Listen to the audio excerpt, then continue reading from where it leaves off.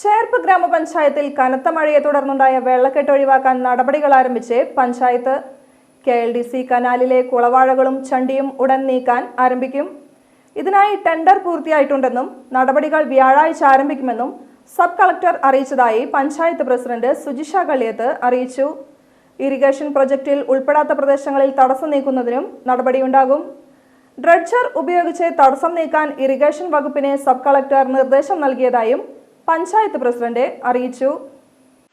2 ദിവസം വെയിൽ കണ്ടാൽ പോലും വെള്ളം സ്വാഭാവികമായിട്ട് ഇറങ്ങി പോകുന്ന സാഹചര്യം പോലും ഇപ്പോൾ ഇല്ലാത്തൊരു ഘട്ടത്തിലാണ് ഇപ്പോൾ നിൽക്കുന്നത്. പല ആളുകളും മെമ്പർമാരുൾപ്പെടെ എല്ലാവരും പോയി പല കഴകളും കണ്ടെത്തി തുറക്കുന്ന സാഹചര്യങ്ങളുണ്ടായിട്ടും അവർ തുറന്നു പോകുന്നതിന് പുറകെ നാട്ടുകാരുൾപ്പെടെയുള്ളവർ ഇപ്പോൾ തുറന്നു പോകുന്നതിന് പുറകെ വീണ്ടും അവരത് തിരിച്ചടയ്ക്കുന്ന സാഹചര്യമാണ്. അതിൻ്റെ ഭാഗമായിട്ട് തന്നെ വെള്ളം ഒഴുകി പോകാത്തൊരവസ്ഥ നിലനിൽക്കുന്നുണ്ട്. നിരവധി തവണ നമ്മൾ കളക്ടർക്കും അതുപോലെ സബ് കളക്ടർ നേരിട്ട് ക്യാമ്പിൽ സന്ദർശിച്ചപ്പോഴും നമ്മൾ ഈ കാര്യങ്ങളെല്ലാം തുടർച്ചയായി പറയുകയും നമ്മൾ നൽകുകയും ചെയ്യുകയുണ്ടായി. കഴിഞ്ഞ ദിവസം സബ് കളക്ടറുടെ നേതൃത്വത്തിൽ സബ് കളക്ടറുടെ ചേംബറിൽ വെച്ച് ഒരു യോഗം ഉണ്ടായിരുന്നു.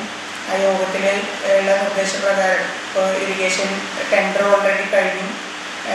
നാളെ ടെൻഡർ ഓപ്പണിംഗ് ആണെന്നാണ് പറഞ്ഞത്.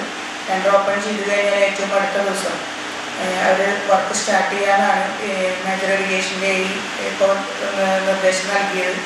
പക്ഷേ ഡ്രഡ്ജർ എന്നുള്ളൊരു സംവിധാനം ഉപയോഗപ്പെടുത്തി ചെയ്യുന്നതിനെ കുറിച്ചാണ് സബ് കളക്ടർ കൂടുതലായിട്ടും പറഞ്ഞത്. അതെന്ന് വെച്ചാൽ കുളവാഴ ചണ്ടി ഉൾപ്പെടെ നമ്മുടെ കനാലിൻ്റെ സ്വാഭാവികമായിട്ടുള്ള ഡെപ്ത് എത്രയാണോ ആ ഡെപ്ത് നിലനിർത്തുന്ന രീതിയിൽ ചെളിയടക്കം കോരുന്ന ഒരു സംവിധാനമാണ് ആ മെഷീൻ ഉപയോഗിച്ച് ചെയ്യുന്നത്.